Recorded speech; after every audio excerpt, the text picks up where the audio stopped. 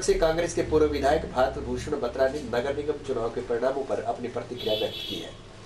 उन्होंने ईवीएम पर सवाल उठाए हैं, साथ ही सरकार व राज्य चुनाव आयोग की भूमिका को संदिग्ध बताया है। उन्होंने कहा कि इस मामले को लेकर हाईकोर्ट में याचिका दायर की जाएगी। वे आज पत्रकारों से चर्चा कर रहे थे। उन्होंने कहा कि नगर निगम चुनाव में वीवीपैट का इस्तेमाल क्यों नहीं किया गया, इस बात का चुनाव आयोग व प्रशासन को जवाब देना चाहिए। को मजाक बनाने वाले इशू है, इस इशू को हम नहीं छोड़ेंगे किसी हालत में। एक सभी नेताओं ने कहा ईवीएम के बारे में, कल चौटाला जी का भी बयान था। वोटर वेरिफिकेशन पैड क्यों नहीं इस्तेमाल किया गया, इस बात के लिए हम एडमिनिस्ट्रेशन से जवाब चाहते हैं। क्या कठिनाई थी, सब स्टैंडर्ड मशीनों का क्यों इस्तेमाल किया गया? बहुत सारे एग्जाम्पल्स हैं। फेसबुक पे लोगों ने लाइव डाला हुआ है इस बात के लिए कि कई लोगों के वोट रजिस्टर्ड नहीं हुए। जो पीछे कंट्रोल डाला हुआ था, डिवाइस के साथ जो कंट्रोल डाला था, वहां तक वो वोट रजिस्टर्ड होकर नहीं पहुंचा और कोई परवाह नहीं की इस बात की। वोट वेरिफिकेशन पैड का सबसे बड़ा मकसद यही होता है कि चलो असेंबली और पार्लियामेंट में तो अब ये सिस्टम आ गया कि आप जिसको आपने वोट दिया है वो भी आपको साथ में लिख के मिलता है, पर मेरा वोट एक्चुअल कास्ट हुआ नहीं हुआ, क्योंकि इस पे ईवीएम पैड इसलिए ज़्यादा हो रहे हैं क्योंकि ये ना टेक्निकली और इलेक्ट्रॉनिकली बड़ी एडवांस डिवाइस है और आजकल कंप्यूटर के ज़माने में, एडवांस ज़माने में इसमें छेड़ाखानी करना बहुत आसान काम है। इसकी छेड़ाखानी हो सकती है। जहाँ तक मोहर लगाने वाली बात है उसके अंदर कोई छेड़खानी नहीं हो सकती। यूएस प्रेसिडेंट का चुनाव भी कितना एडवांस करती है, जिसने कंप्यूटर को जन्म दिया। सुपर कंप्यूटर की बात करते हैं हम, इलेक्ट्रॉनिक और कंप्यूटर युग की बात करते हैं, आईटी की बात करते हैं, तो वहाँ भी नहीं हुआ। वहाँ भी आज क्यों वो करते हैं इस बात के लिए, इसलिए यहाँ पर होना चाहिए था। और इसमें इलेक्शन कमीशन और डॉक्टर दिलीप सिंह जो बयान दे वो गलत बयान दे रहे हैं इस बात के लिए। आपने सब स्टैंडर्ड मशीनें आई जिसमें वीआईपी पैड नहीं था और इस मैटर को हम हाई कोर्ट में भी उठाएंगे इस बात। मुख्यमंत्री असत्य बोल रहे हैं, मैं ये दावे से कहता हूँ इस बात। अगर वहाँ पर वीवीआईपी वेरिफिकेशन पैड था तो यहाँ पैड क्यों नहीं था? इस चुनाव को इतना हम महत्व दे रहे हैं, वहाँ पर भी वोटर वेरिफिकेशन पैड क्यों नहीं? सर 17 और 18 तारीख को ये बात क्यों नहीं उठी? क्योंकि 17 हमें ऐसे है जी कि इलेक्शन कमीशन का, सरकार का इम्पार्शियल चुनाव कराने का एक बहुत बड़ा कर्तव्य होता है और हमेशा चुनाव होते रहे हैं, कोई ऐसा सवाल नहीं उठा हुआ है। हमें ये पता नहीं था, ना तो मशीनों का मॉक ट्रायल हुआ सबसे बड़ी बात, और ना ही वोटर रजिस्टर्ड नहीं हुए, मशीन लो क्वालिटी की थी, ये मैं दावे से स्पष्ट रूप से कह सकता हूँ। ना बिल्कुल, मैं तो ये कह रहा हूँ कि वोट कई लोगों के वोट रजिस्टर्ड नहीं हुए, उसका वोट कहाँ जाता, मेरे को मिलता, मेरे को ना मिलता,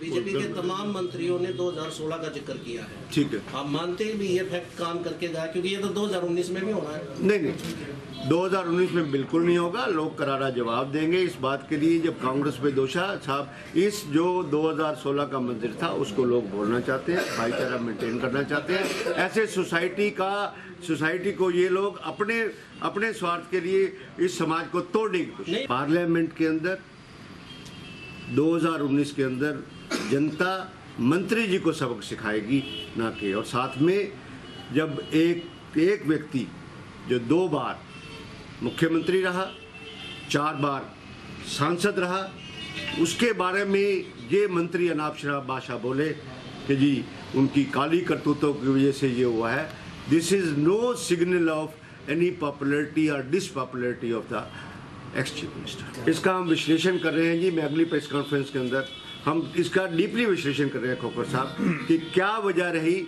हमें किस किस सेक्टर से वोट क्यों नहीं मिले, क्या कारण थे, क्या नहीं कारण थे। हमने ईवीएम का सवाल मेरा आपके सामने बिल्कुल जायज़ सवाल है। जायज़ सवाल ये है कि लोगों के वोट रजिस्टर्ड नहीं हुए, वोटर वेरिफिकेशन पैड का इस्तेमाल क्यों नहीं किया गया, इसका स्पष्टीकरण कांग्रेस चाहती है, हर एक राजनेता चाहती है। क्या कठिनाई थी कि वीवीआई पैड क्यों नहीं इस्तेमाल किया?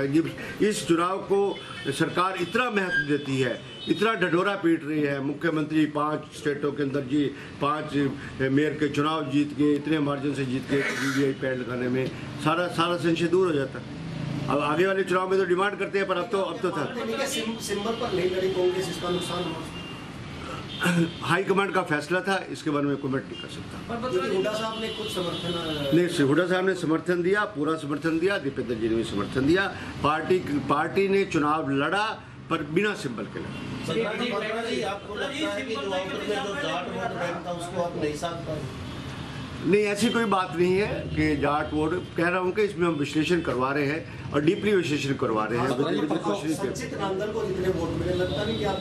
It was surprise. Bharat Bhushan Batra ने पूर्व सीएम भूपेंद्र सिंह हुड्डा के बारे में मंत्री मनीष ग्रोवर की टिप्पणी पर भी कड़ी प्रतिक्रिया दी है। ग्रोवर ने हुड्डा पर रोहतक को जलाने का आरोप लगाया था। इसी पर भारत भूषण बत्रा ने कहा कि मंत्री की भाषा अमर्यादित है और जनता आगामी चुनाव में सबक सिखाई। मंत्री जी ने कल बड़े जोर शोर से अमर्यादित, झूठ, असत्य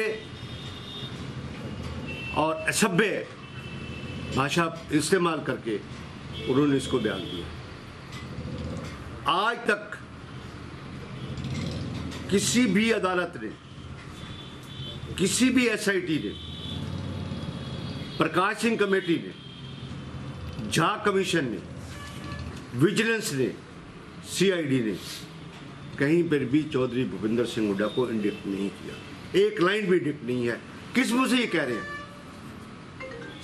इस मंत्री को प्रजातंत्र के अंदर ये बातें सोचनी चाहिए। इस बात के लिए कांग्रेस पे लांछन लगाता है, झूठे लांछन लगाता है। प्रकाश सिंह कमेटी की रिपोर्ट आप सबके सामने है कि इस के अंदर भारतीय जनता पार्टी और मंत्री जी की साजिश थी जो रोहतक जला। ये मंजर देखा नहीं जा सकता, पर इस मंजर में ये दोषी थे इस बात के लिए। आज तक मंत्री जी ने क्यों नहीं इस बात के लिए प्रयास किया कि दंगों को रुकवाने का? सबसे बड़ी बात है कि आज तक हमने सवाल पूछे, कहते हैं जी कि मैं एमपी दीपेंद्र और मैं पूर्व विधायक अपनी लोकेशन देने में इतराज कर रहा है। ये रोहतक छोड़ के जा चुका था, इसका परिवार रोहतक छोड़ के जा चुका था। ये लोगों की प्रोटेक्शन क्या करता? और जहां तक के प्रकाश सिंह कमेटी ने चीफ मिनिस्टर ऑफिस को इंडिक्ट किया, एडमिनिस्ट्रेशन को पैरालाइज कहा कि एडमिनिस्ट्रेटिव पैरालाइज हो गई थी जाट वायलेंस के अंदर। यशपाल सिंघल को इंडिक्ट किया, होम डिपार्टमेंट को इंडिक्ट किया, स्टेट लेवल के ऑफिसर को इंडिक्ट किया, एसएचओ, एसडीएम, डीएसपी उनको इंडिक्ट किया। और साथ में कहा कि हिंसा भड़काने में राजकुमार सैनी, रोशन लाल आर्या, संदीप कलकल जैसे आदमियों का हाथ था। ये प्रकाश सिंह कमेटी की रिपोर्ट कहती है। तो इसलिए मंत्री जी से बराए मेहरबानी है कि इस तरह का जिस मंजर को रोहतक के लोग भूलना चाहते हैं, उस मंजर को उजागर करने की मेहरबानी करें। 36 बिरादरियों का भाईचारा कायम हो, यही हम सब की और समाज की भलाई है, जनता की भलाई है, हरियाणा की भलाई। रोहतक से सहारा हरियाणा के लिए विकास ओल्यान की रिपोर्ट।